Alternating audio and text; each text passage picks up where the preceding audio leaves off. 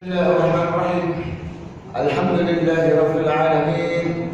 Wassalatu wassalamu ala sayyidina Muhammadin wa ala alihi wa sahbihi ajma'in. Amma ba'd.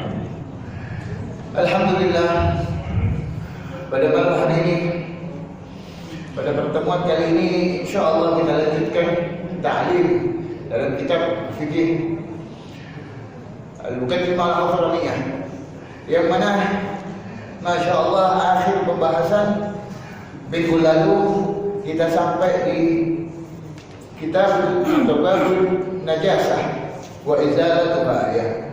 Bab menerangkan tentang najis dan cara menghilangkan najis. Kemarin alhamdulillah kita sudah sebutkan macam-macam daripada najis, ya.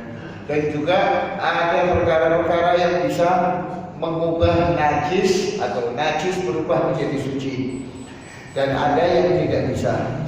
Dan pertemuan kali ini insyaallah kita lanjutkan, yakni dalam fasal idza tanajjasa syai'un bimulaqati kalbin aw far'ihi. Nah, ini sekarang kita masuk pembahasan cara bersihkan izalatun najasah. Karena izalatun najasah termasuk syarat sahnya sholat. Apabila badan kita, tubuh kita, pakaian kita, tempat sholat kita ada najis, yang mana termasuk daripada najis-najis yang kemarin kita sebutkan, wajib hukumnya untuk dihilangkan dulu, karena termasuk syarat sahnya sholat. Nah, tata cara menghilangkannya ini bakal disebutkan. Di dalam segi hukum, najis itu terbagi jadi tiga. Dalam segi hukum, pembagian dalam hukum, najis dari berbagai macam banyaknya najis itu terdiri daripada dibagi jadi tiga. Terdiri dari tiga bagian. Yang pertama, najis mughalladhah. Ini yang bakal disebutkan. Ya. Yang pertama, najis mughalladhah. Kenapa kok disebut najis mughalladhah? Mughalladhah ini ghalat ini artinya berat, wangel. Karena apa? Karena dalam membersihkannya itu masuk kategorinya sulit dibanding yang lainnya. Makanya dikatakan mughalladhah. Karena sulit membersihkannya. Dari kalimat ghalat. Nah, itu pembagiannya yang pertama. Dan yang kedua nanti ada mutawassithah. Najis mutawassithah. Kenapa kok disebutkan mutawassithah? Mutawassithah ini tengah-tengah. Enggak sulit nemen, enggak gampang nemen. Ya. Dan yang terakhir nanti ada najis mukhaffafah. Mukhaffafah takhfif, ringan.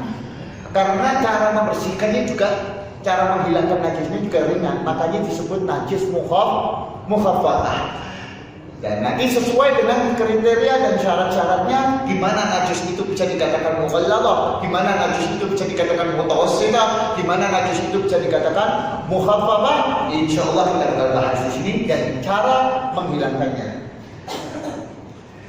Ini qala al-musannif rahimahullahu taala faslun idza tanajjasa syai'un bimulaqati kalbin aw far'ihi. Apabila terkena najis sesuatu, entah itu karpet, sandal, sarung, pakaian, ya apapun itu, entah itu motor, terkena najis dengan mulaqat, tertempel najis atau terkena najis kalbin, anjing, najis yang berasal dari najis anjing, aw far'ihi, atau turun-temurunannya anjing.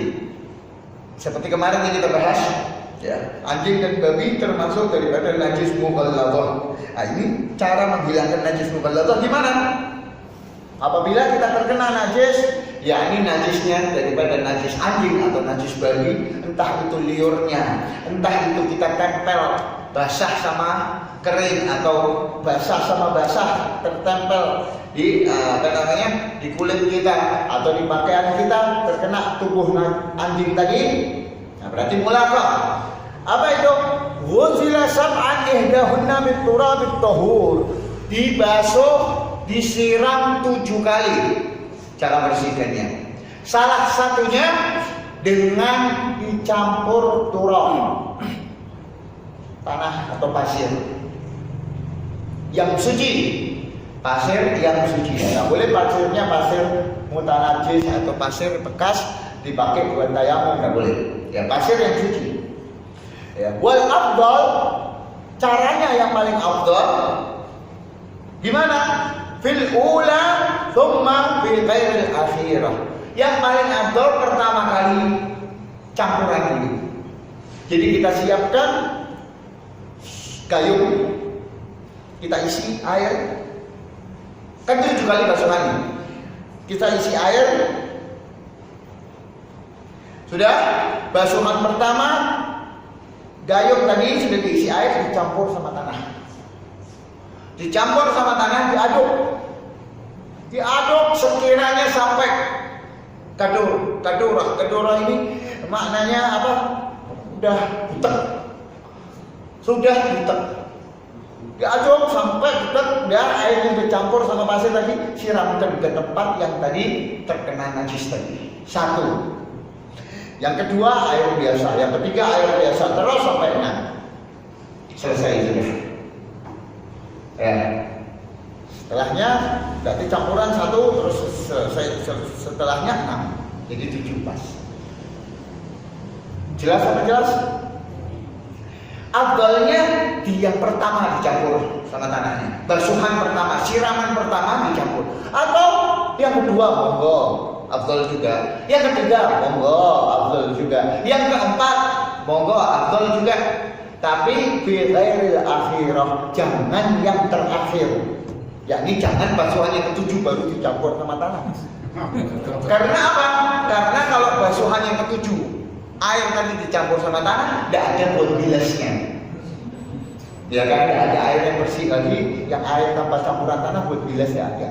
Karena itu sudah basuhan yang terakhir. Kalau lebih basuhannya 8, itu hukumnya makruh nanti, mubazir masuknya. Kecuali memang belum bersih, tambahi boleh, bahkan ditambahi sampai ganjil 9 atau 11 atau 13, pokoknya sampai ganjil, sampai bersih. Nah, dari semua najis, buat catatan, dari semua najis yang bakal kita bahas, ini kebanyakan orang, ya kita orang ini kebanyakan salah cara membersihkan najisnya.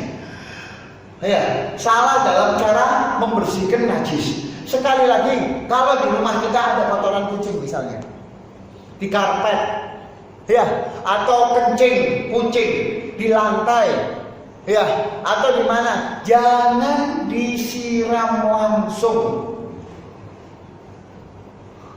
Jangan disiram langsung. Nah, ada kencing kucing misalnya di lantai nih, di rumah kita, ambil air 1 ember disiram pure, gitu. Ya itu nyebar semua najis semua airnya. Caranya gimana? Kita ambil dulu najisnya. Pakai tanah, ya ambil dulu serok, udah. Atau pakai apa? Pokoknya dihilangin dulu najisnya. Ainun najis, dan najisnya harus dihilangin dulu. Jelas apa jelas? Atau yang gampang pakai misalnya kotoran kucing, ada kotoran kucing. Ya, masih ada di kotorannya ini.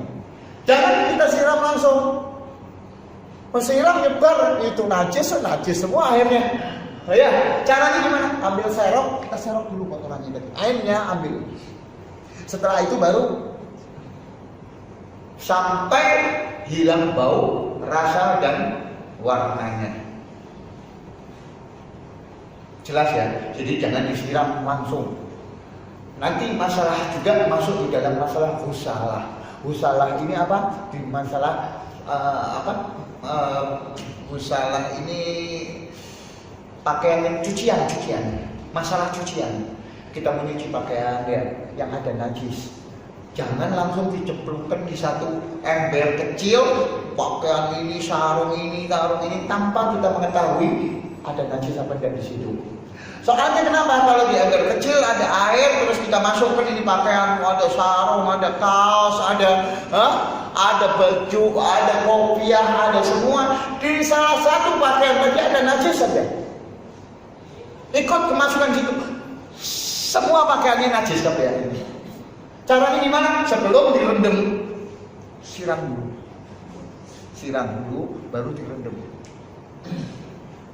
Soalnya nyebar nanti najisnya. Bukan satu pakaian, misalnya pakaian ini yang ada najis ini. Ini ada sarung, ada kaos, ada macam-macam nih di satu ember. Ini kita masukkan sini. Ada mau kali. Ini airnya air sedikit. Airnya jadi mutan najis, pakaian yang ada di situ semuanya jadi mutan najis tapi.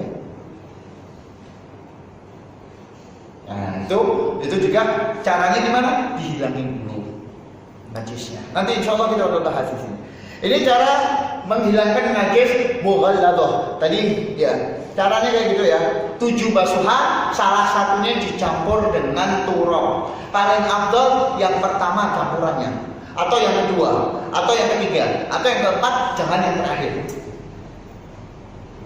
Dan dicampurnya seperti itu, diaduk sampai keruh. Jangan cuma dimasukin tok, udah langsung disiram, tidak diaduk sampai keruh. Sampai jadi airnya, sampai air jadi coklat atau kehitam-hitaman warna tanah ya, nah baru disiram lagi. Dan ingat, najis mughalladah tidak bisa suci digantikan dengan apapun selain tanah. Hatta sabun yang paling mahal, saya ganti pakai sabun aja, air masukin sabun, diaduk sampai berbusa terus siramkan, suci tidak bakal suci, harus tanah. Hatta sampo, hatta backclean, kan hilang baunya, hilang rasanya, ya. Tapi dalam aturan di sini tidak bakal bisa suci kecuali dengan dicampur dengan turab, dicampur sama turab tanah. Mau kayak apapun campurannya. Wah, ini sabunnya paling mahal, sampo yang paling mahal, dicampurkan di situ tadi di ember tadi atau di gayung tadi, gantinya turab, tidak sah, tidak sah. Ya, harus pakai tanah. Jelas apa jelas? Jelas ya? Jelas ya? Seperti kayak kemarin. Karena apa? Karena kalau di campurnya sabun atau sampo atau backclean atau apa, pewarna atau lainnya, itu najis gak hilang. Tapi apa? Ustutirat, tertutup.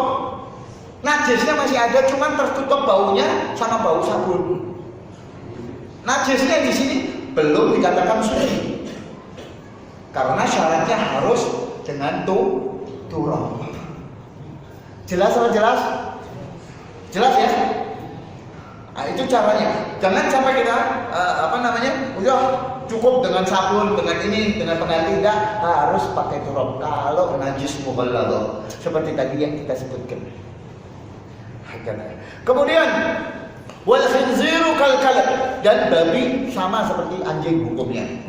Sama, yakni najis mughalladah. Kita sudah bahas masalah najis mughalladah ya, caranya seperti ini. Dimanapun, di pakaian ke, di badan kita ke, di sarung kita, atau di mana lagi, di sajadah, di lantai, di sandal, di mobil, di kendaraan, manapun, kalau terkena najis daripada mughalladah, seperti itu cara membersihkannya, mensucikannya. Jelas ya? Udah selesai ini masalah mughalladah, gampang banget. Ya, bila kalam udah ada permasalahan di sini, jelas sudah ya. Kemudian kita mau masuk najis jenis yang kedua.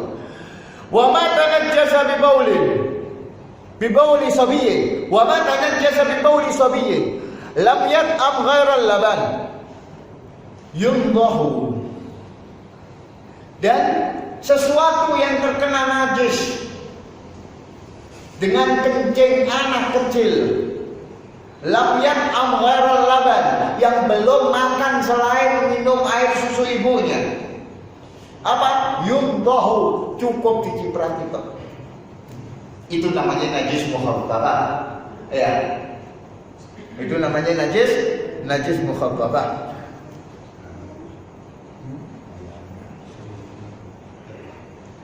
Itu ada hadisnya bahwa annahu sallallahu alaihi wasallam, di hadis sahihain Bukhari dan Muslim, annahu sallallahu alaihi wasallam lamma bala ibnu ummu Qais fi hijrihi da'a bima'in fanawdahahu.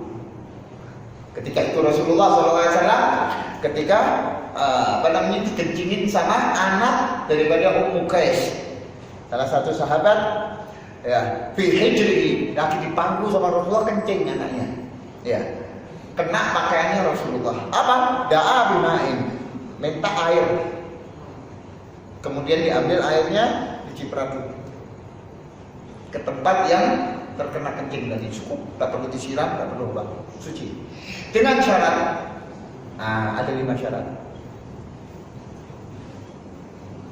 Ada 5 syarat. Ada 5 atau 6. Pokoknya ada syaratnya ini. Ya. Ada syarat najis dikatakan najis mukhaffafah, yang cukup dicipratkan betul, tidak perlu disiram. Disebut najis mukhaffafah apabila memenuhi syarat-syarat ini yang kita akan sebutkan. Yang pertama, ayyakuna min sabi. Najis tersebut datangnya dari sabi, anak kecil laki-laki atau bayi laki-laki. Laisa sabiyah. Kalau perempuan enggak. Bukan najis mukhaffafah. Oh, bayi ya belum makan apa-apa, ya tapi perempuan. Najisnya mutawassithah, bukan mukhaffafah. Harus ayyakuna min sabi, bayi laki-laki. Karena air kencing laki-laki, air kencing bayi laki-laki itu akhaf, lebih ringan daripada air kencing bayi perempuan. Kemudian syarat yang kedua, ayyakuna baulan. Harus berbentuk air kencing, bukan lainnya. Kalau misalnya darah atau muntah-muntahan, atau misalnya keluarnya nanah, ya darah bayi, najisnya apa? Mukhaffafah? Enggak. Oh, belum makan apa-apa ini, cuman baru minum ASI, tapi keluar darah, terkena pakaian kita. Najisnya apa ini? Cukup dicipratin gini, enggak. Ini bukan mukhaffafah. Karena apa? Ini khusus pada air kencing, bukan selainnya. Dua syarat yang kedua. Ya. Kemudian syarat yang ketiga, lam yat'am ghairal laban. Belum makan apapun selain laban, air ASI. Belum makan apapun. Kalau sudah dikasih bubur bayi, ya walaupun masih bayi, kok kencing kena di pakaian kita, gimana hukumnya? Mutawassithah, bukan mukhaffafah. Harus disiram, bukan diciprat. Ya, syaratnya adalah apa? Ayyam ghairal laban. Al-layam ghairal laban. Untuk tidak makan selain air ASI. Kalau dia sudah makan daripada makanan atau minum daripada minuman selain ASI, maka sudah bukan, yakni air kencingnya sudah bukan najis mukhaffafah lagi. Jelas ya? Syarat yang ketiga.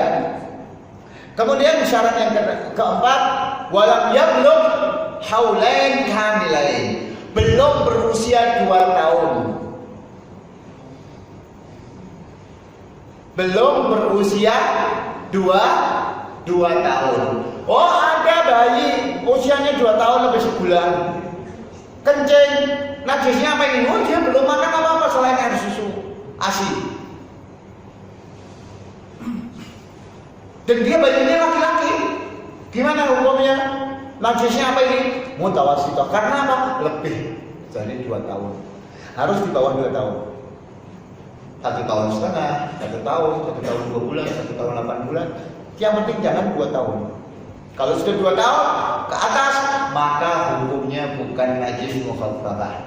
Iya, itu syaratnya 4.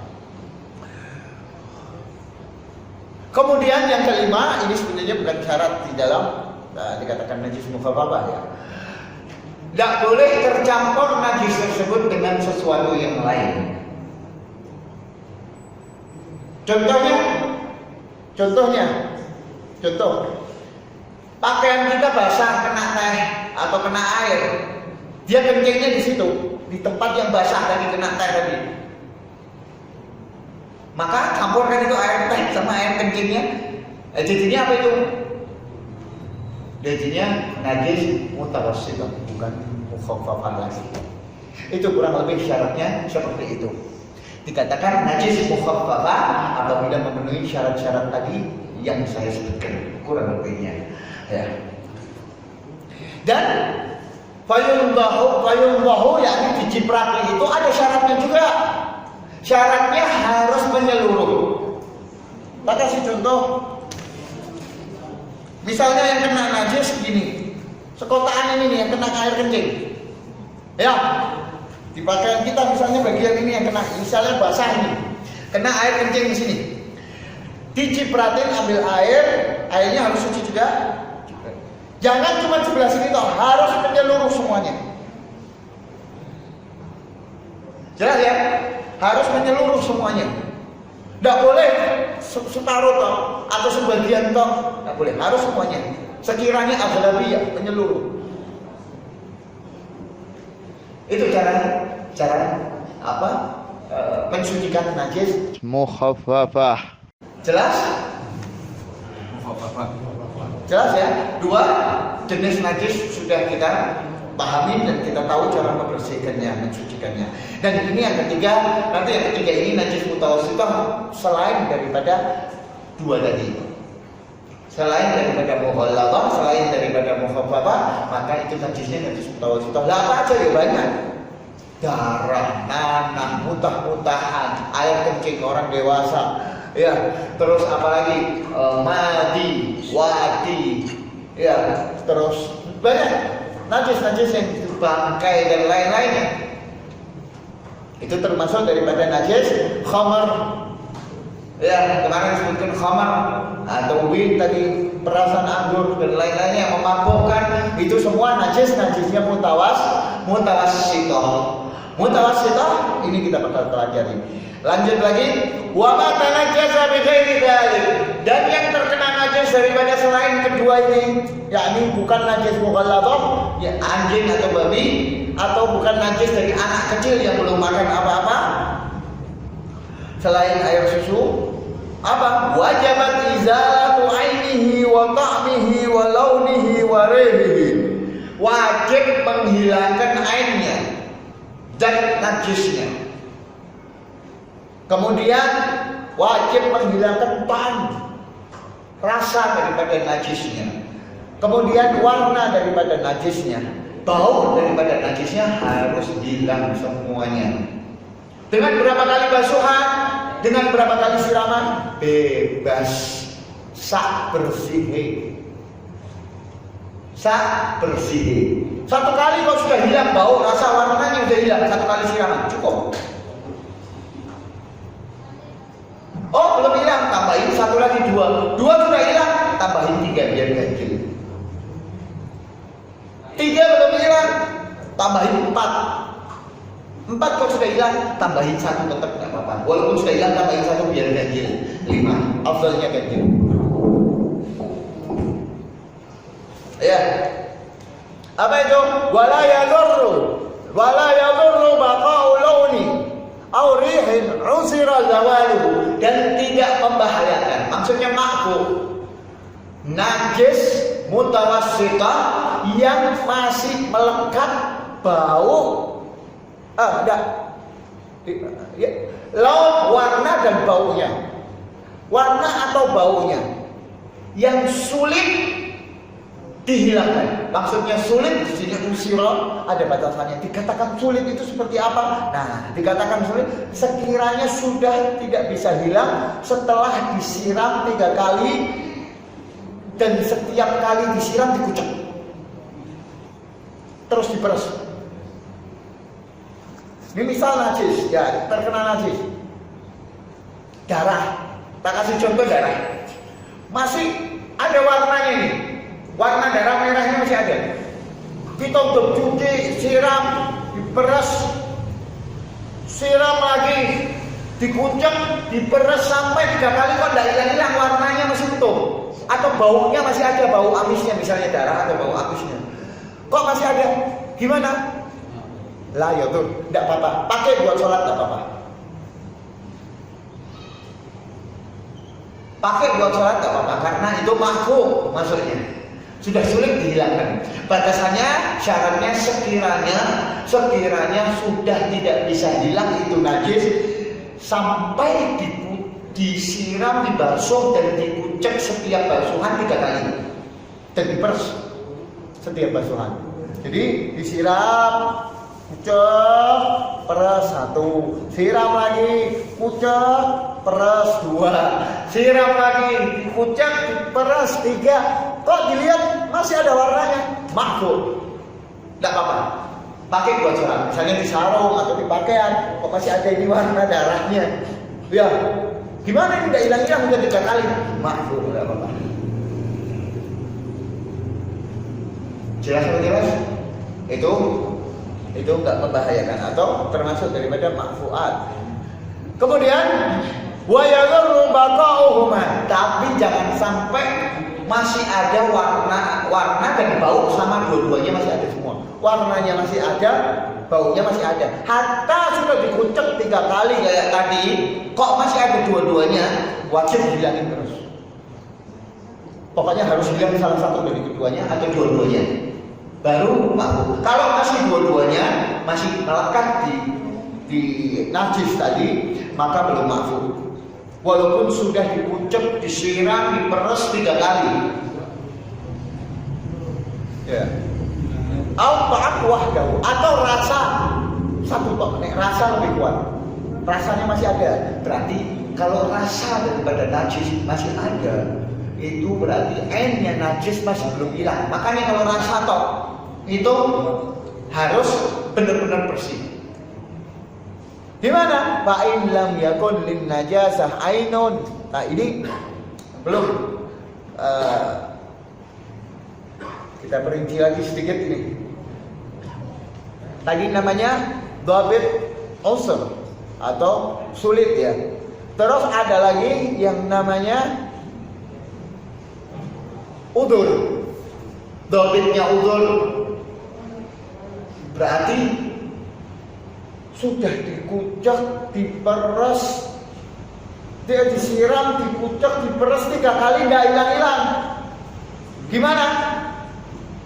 Kalau dua-duanya warna dan bau, dua-duanya masih belum hilang, sudah 3 kali, wajib sampai dhabitnya udzur. Bi alla tazuli illa bi qatar. Tidak bisa hilang kecuali diketok. Kalau sudah bawa itu memang wesanya melekat tidak bisa makruh. Wah, pakai backclean, pakai sabun, nah di situ boleh pakai sabun, pakai pewangi, pakai apa, kok tidak hilang baunya.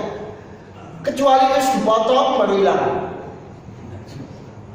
Gimana? Makruh ya sudah dikompleks sudah, di backclean, dikasih pewangi, dikasih rinso, direndam 3 hari. Sampai mau brodol misalnya sekarang tetap tidak hilang-hilang, ya tidak makruh, tidak apa-apa. Walaupun masih tersisa 2 sifatnya dari bau dan warnanya atau rasanya, itu namanya dhabit udzur. Alhamdulillah min khususiyah ummah Muhammadiyah sallallahu alaihi wa ala alihi wasallam, termasuk daripada khususiyah, kelebihan khususiyahnya umatnya Nabi Muhammad ini apa? Kalau najis masih bisa dihilangin dengan air, masih bisa dibasuh kayak tadi itu macam-macamnya.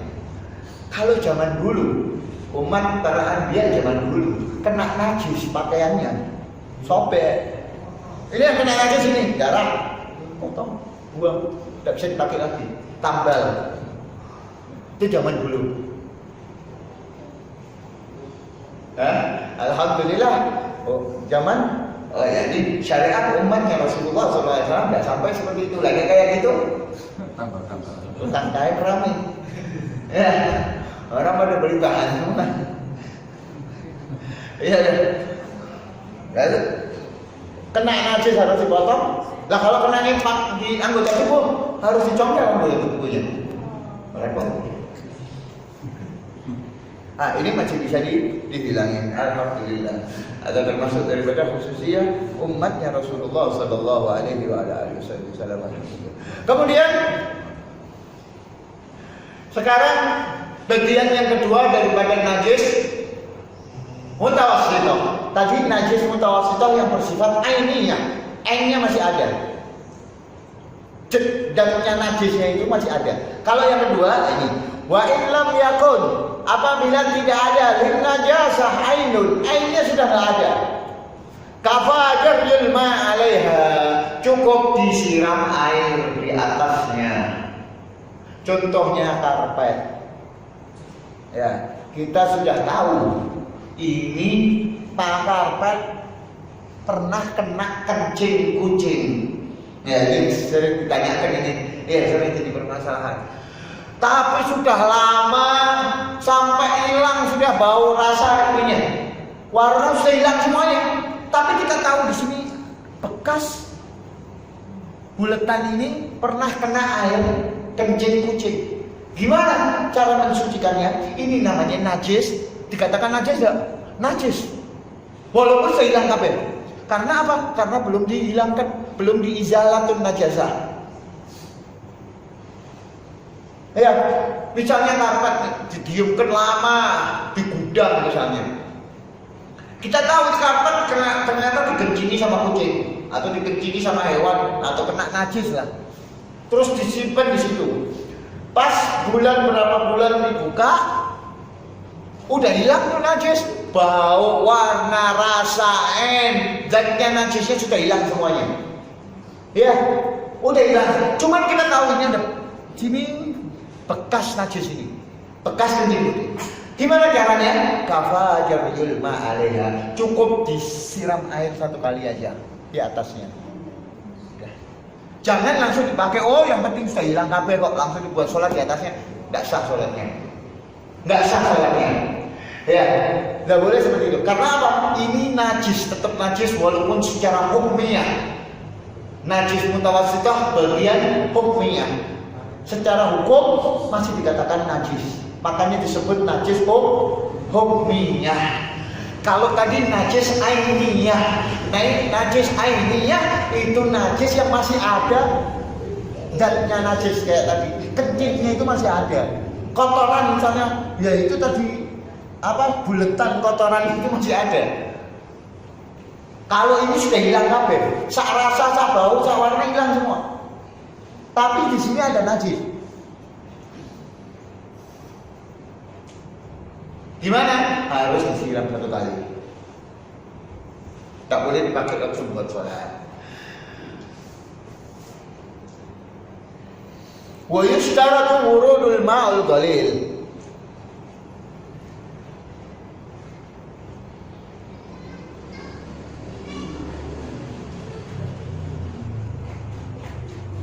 Harus ada dan disyaratkan dalam menghilangkan najis tadi siraman tadi harus ada wurud. Wurud ini apa? Wurud ini mengalirkan. Bukan cuma ditaruh tok airnya di sini atau dicek. Afwan. Ini ember. Ya, ini karpet yang sudah kena najis tadi. Walaupun hukmiyah, walaupun segini seember tadi najis kabeh. Harus apa? Wa yushtaratu wurudul ma'ul qalil, dan disyaratkan wurud. Wurud itu apa? Ada aliran air. Bukan dicelup. Bukan dicelup. Nah, ini kita mau bahas yang tadi kita sebutkan. Wal ghusalatul qalilah tahirah in lam yataghayyar wa fattahurul mahal. Dan husalah ini bekas basuhan najis yang suci, yang sedikit.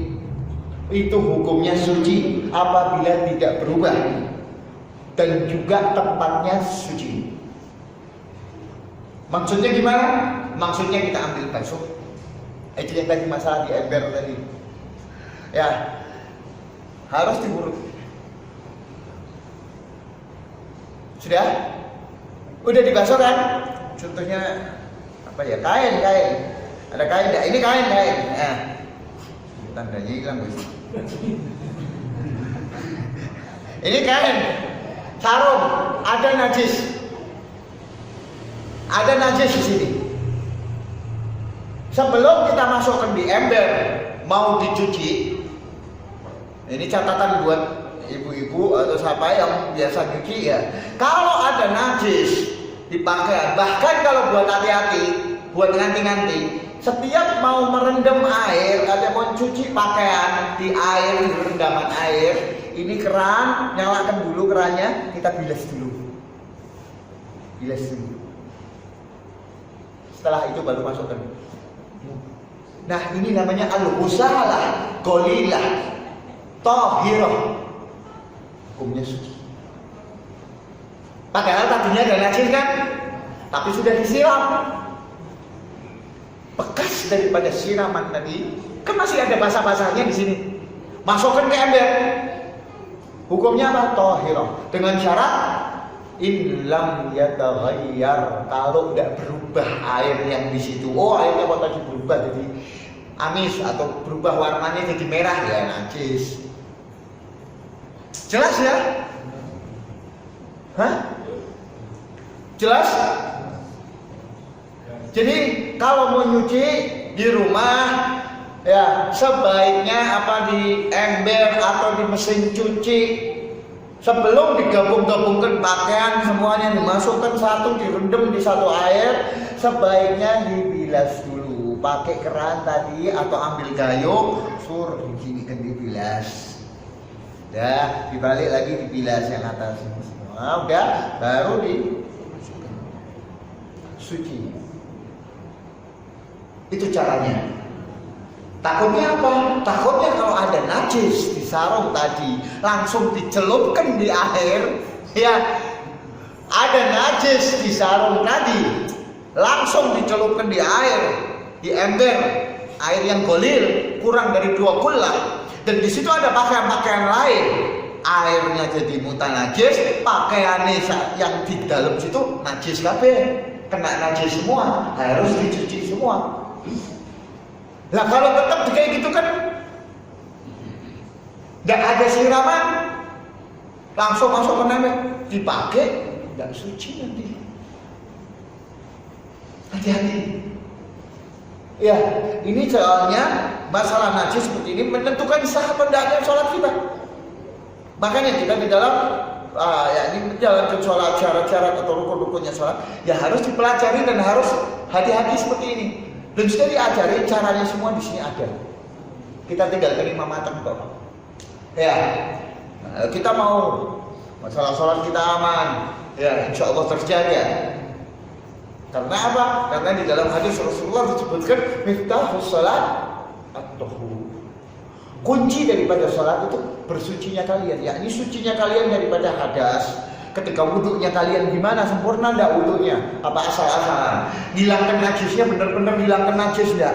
Kalau kita sudah benar-benar dalam bersucinya, benar-benar dalam menjaga diri dari najis, insya Allah kuncinya salat kita sudah pegang.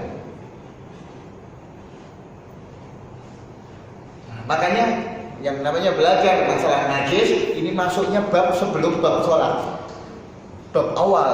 Ya, karena apa? Karena kita mau masuk bab sholat kita harus tahu dulu kayak gini.